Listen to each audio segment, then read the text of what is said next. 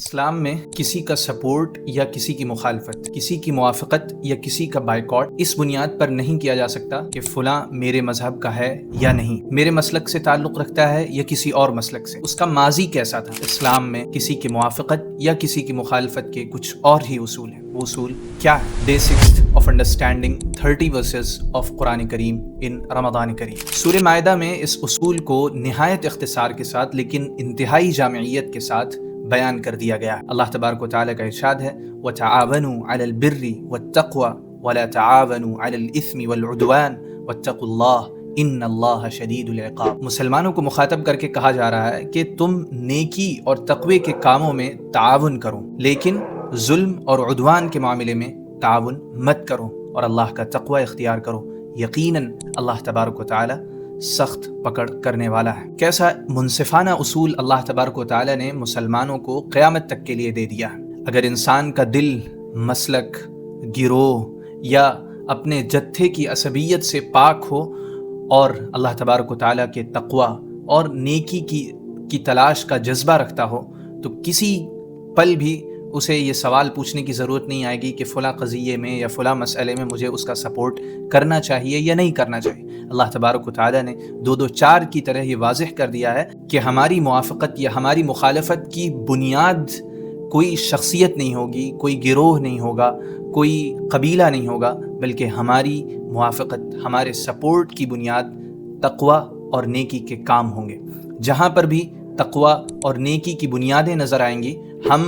شخصیت، پرسنالٹی یا فرقے یا قبیلے سے قطع نظر ہم اسے سپورٹ کریں گے۔ اس کے برخلاف جہاں پر بھی ہمیں ظلم نظر آئے گا، جہاں پر بھی ہمیں تعدی نظر آئے گی، بحیثیت مسلمان ہماری یہ ذمہ داری ہوگی کہ ہم وہاں پر تعاون پیش نہ کریں اور اسے سپورٹ نہ کریں، گرچہ وہ ہمارے گھر کا آدمی ہو، وہ ہمارے مسلک کی نسبت رکھتا ہو، اسے ہم اپنے اندر کا آدمی سمجھتے ہوں۔ یہ اللہ تبارک و تعالیٰ نے مسلمانوں کو اصول دیا ہے کہ کس طرح کسی کو سپورٹ کرنا ہے یا کسی کی مخالفت کرنی ہے۔ انسان اگر کسی کی مخالفت یا موافقت میں اس اصول کو اختیار کر رہا ہے تو پھر وہ مسلمانوں والی کوالٹی اس کے اندر ہے، لیکن اگر وہ کسی کی موافقت یا مخالفت میں یہ چیک کرتا ہے کہ وہ میرے مسلک کا ہے یا نہیں ہے، وہ میرے گروہ کا ہے یا نہیں ہے، تو وہ در حقیقت الحب فی اللہ والبغض فی اللہ کے تقاضے سے غافل ہے۔ وہ اپنے نفس کی پرستش کر رہا ہے، وہ کسی کی موافقت یا مخالفت میں یہ نہیں چیک کرتا کہ یہ کام نیکی کا ہے یا برائی کا ہے، اس میں ظلم ہو رہا ہے یا سچائی کی جیت ہو رہی ہے، بلکہ بس وہ صرف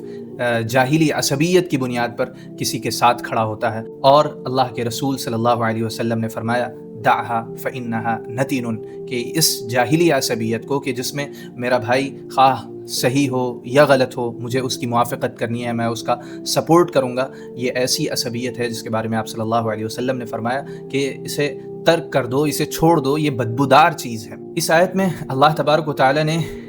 کلیئر کٹ یہ نہیں بتایا کہ کس شخص کی موافقت کرنی ہے یا کس شخص کی مخالفت کرنی ہے۔ اللہ نے شخصیت سے قطع نظر اللہ نے وہ بیس دے دی ہے، وہ بنیاد دے دی ہے جسے ہم اگر چیک کر لیں تو ہمارے لیے کوئی مسئلہ باقی نہیں رہ جاتا کہ ہر قضیے میں ہم پوچھیں کہ فلاں کے ساتھ کھڑے ہونا ہے یا نہیں کھڑے ہونا ہے۔ اللہ نے وہ بیس یہ بیان کی ہے کہ اگر تمہیں نیکی اور تقوی کا کوئی عنصر نظر آئے، اگر تم دیکھو کہ وہاں کسی انصاف کی بات ہو رہی ہے، بس تمہاری ذمہ داری یہ ہے کہ تم اس کے ساتھ کھڑے ہو جاؤ، اور اگر اس کے برخلاف تم وہاں دیکھو کہ ظلم و عدوان ہو تو تم اس کے ساتھ ہرگز کھڑے نہ ہو، بلکہ تمہاری ذمہ داری یہ ہوگی کہ تم حق کے لیے اس کے خلاف کھڑے ہو جاؤ۔ اللہ تبارک و تعالیٰ نے یہ حکم دینے کے بعد کہا واتقوا اللہ، اللہ کا تقوی اختیار کرو، ان اللہ شدید العقاب، کہ یقیناً اللہ تبارک و تعالیٰ سخت پکڑ کرنے والا ہے۔ یہ اس بات کی طرف اشارہ ہے کہ اگر مسلمانوں کے اندر یہ اسپرٹ نہیں ہوئی کہ ان کی موافقت اور ان کی مخالفت کی بنیاد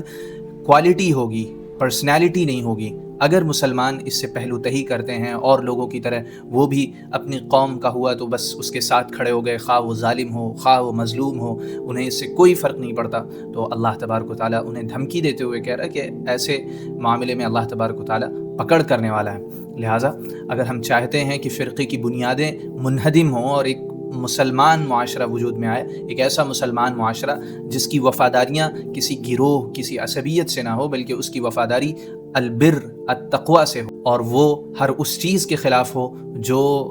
العدوان ہے، جو الاسم ہے، تو پھر ہمیں چاہیے کہ ہم اس رویے کو اور اس مائنڈ سیٹ کو اختیار کریں کہ